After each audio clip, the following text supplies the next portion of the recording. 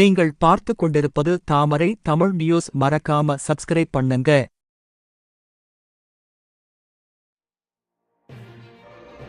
புழல் அடுத்த கதிர்வேட்டில் மக்கள் நீண்ட நாள் கோரிக்கையை ஏற்று கதிர்வேடு பத்மாவதி நகரில் ரூபாய் 16 லட்சம் மதிப்பீட்டில் புதிய ரேஷன் கடை திறப்பு விழா சென்னை மாநகராட்சி மாமன்ற உறுப்பினர் சங்கீதா பாபு தலைமையில் நடைபெற்றது.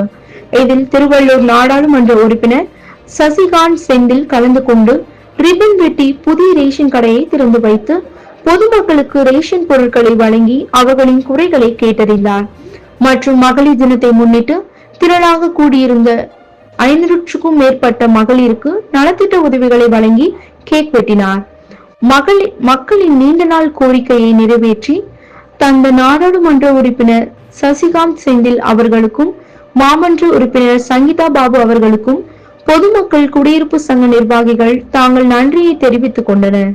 இதில் மாவட்ட தலைவர் RM தாஸ், முன்னாள் மாவட்ட தலைவர் ரமேஷ், மாவட்ட துணைத் தலைவரும் சமூக சேவகருமான கதிர்வேடு பாபு, வட்டார தலைவர் சந்திரகேசி சேகர், புழல் குபேந்திரன், பொன் சதீஷ்குமார், சரவணன் உட்பட ஏராளமான நிர்வாகிகள் கலந்து கொண்டனர்.